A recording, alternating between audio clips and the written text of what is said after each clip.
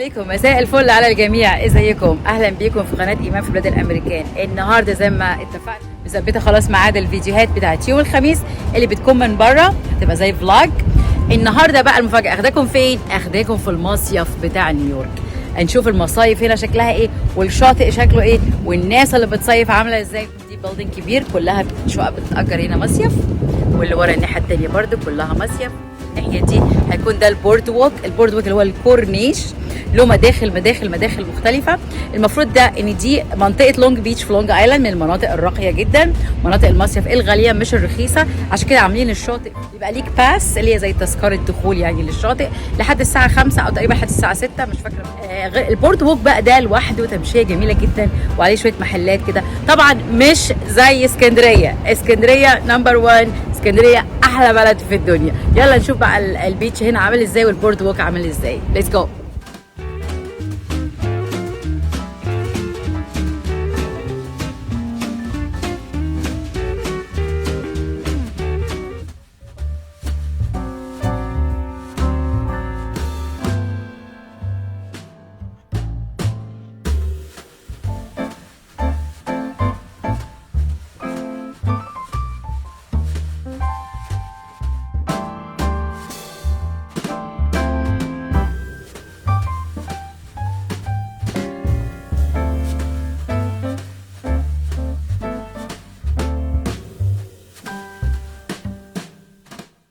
بقى دي بقى الانشطه بقى، المحلات بقى هنا كده ايه، بيتزا وايس كريم.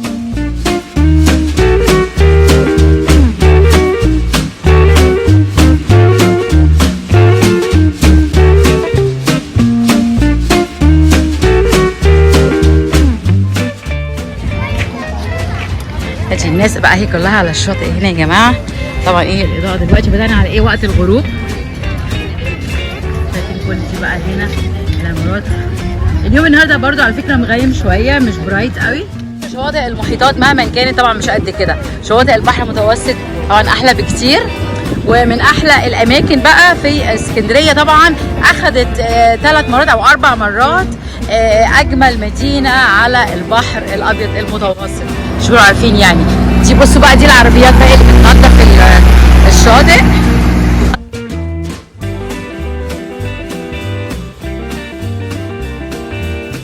لين مخصوص للبايكس، عشان ايه كلها دي الناس اللي بتركب عجل فيها.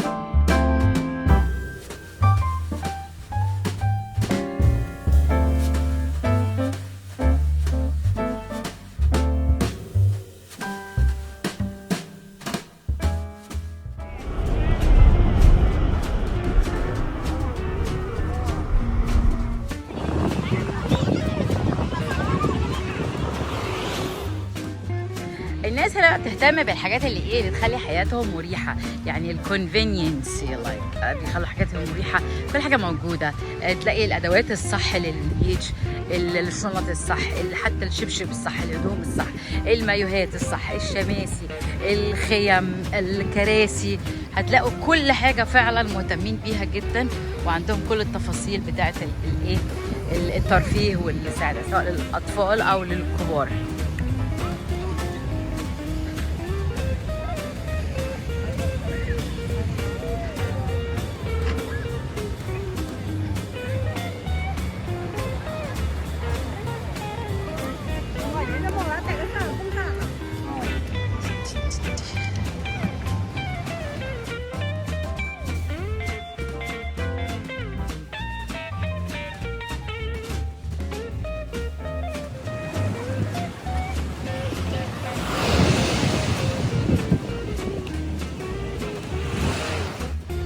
اسعار الشقق دي بقى من اول حسب الحجم طبعا بتاعها، بنقول بقى اللي هو الايجار بتاع المصيف مش الايجار العادي.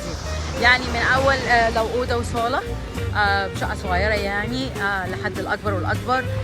طبعا حسب المده، كل ما بتطول بيدوا لك ديسكاونت. اقل حاجه يا جماعه هتكون 300 400 دولار في اليوم الشقق دي كلها، ده اقل حاجه.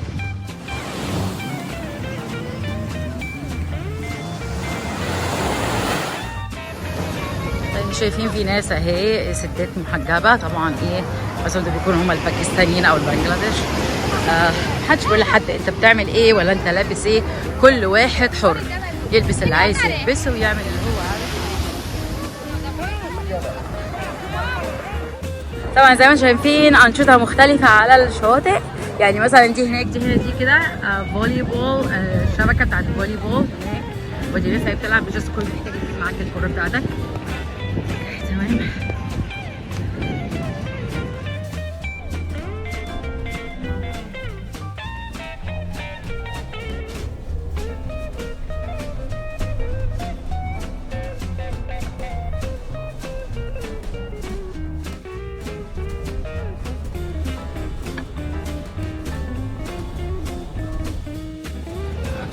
طبعا عاملين حساب كل حاجه، كل حاجه منظمه وبمنتهى النظافه.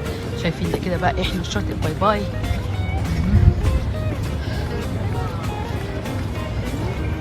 تاني البايك لين، والناس اللي تركب العجله على ليها لين محدد عشان الناس ما تتمشاش فيه، بدل بايك لين.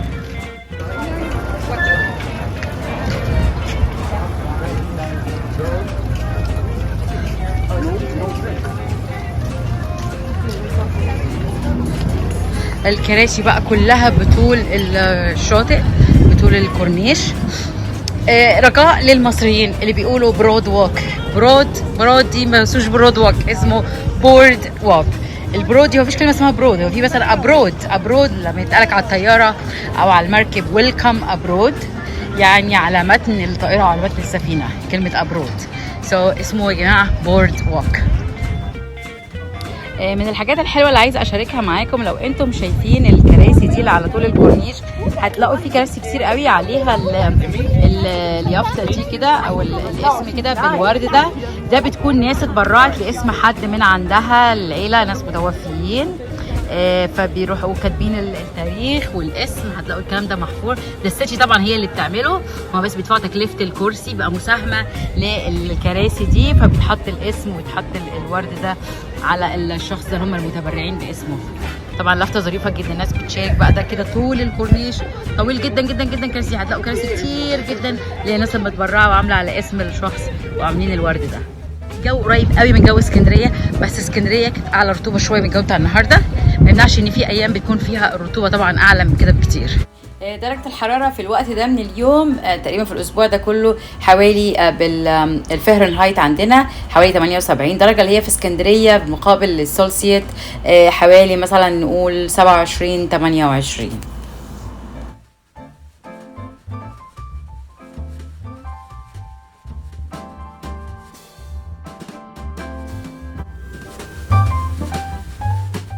طبعا انت في اللحظه دي بتبقى بتتمنى نص فلافل حتى من عند جاد، طب سلطانيه رز بلبن بالايس كريم والقشطه من عند صابر، طبعا بقى سندوتش الشاورما ولا رغيف باللحمه ده حلم يعني.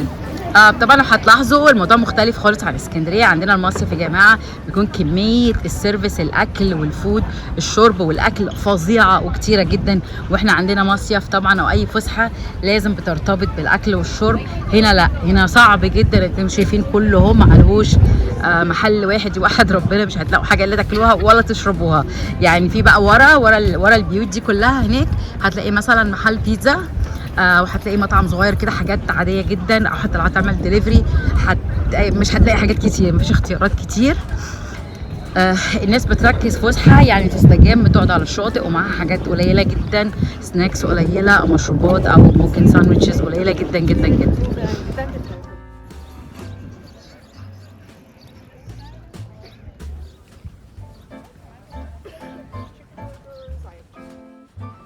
طب ده كان فيديو قصير كده مختصر، اتمنى انه يكون اداكم فكره عن المصيف في نيويورك، وده احد المصايف لونج بيتش. في بقى شواطئ تانية، في جونز بيتش كمان مشهور، وفي منهاتن بيتش بس هو مش في منهاتن بيتش ده في بروكلين، وفي كوني ايلاند بيتش بس هو بيكون شويه يعني لوكال شعبي شويه، بس في انشطه اكتر وفي زي مدينه ملاهي وفي محلات وفي اتمنى انكم تكونوا خدتوا فكره عن اللونج بيتش البورد ووك. ده كده الممشى بتاع اللونج بيتش البورد ووك. بيكون في زي ما قلت لكم الادميشن بتاعت الشاطئ لحد الساعه بعد الظهر 5 أو 6، بعد كده بيكون فري انك تتمشى. بس برضو الشواطئ هنا بالليل فيها ليها وقت معين، بعد كده بيكون ممنوع الجلوس على الشاطئ جوه، ممكن تقعد على البورد ووك لحد يبين وقت متاخر، لكن على الشواطئ تحت في بوليس بتاع الشواطئ بيعدي بيخليش حد وقت متاخر بالليل يقعد جوه على الشاطئ. وادينا راجعين تاني اهو، خلصنا الجوله السريعه دي كده. قال ايه، حبيت اوري لكم شكل المصايف وشكل الشاطئ والكورنيش في نيويورك. طبعا ما نجيش حاجه في اسكندريه، اللي متفق معايا يكتب لي في التعليق، واللي معترض اهلا وسهلا. طب اتمنى تكون الجوله دي عجبتكم هنا في اللونج بيتش احد شواطئ نيويورك، واللي عنده اي اسئله او استفسارات يبعتها لي. وابدا من حيث انتهى الاخرون، هتوفر وقت توفر مجهود وتوفر فلوس.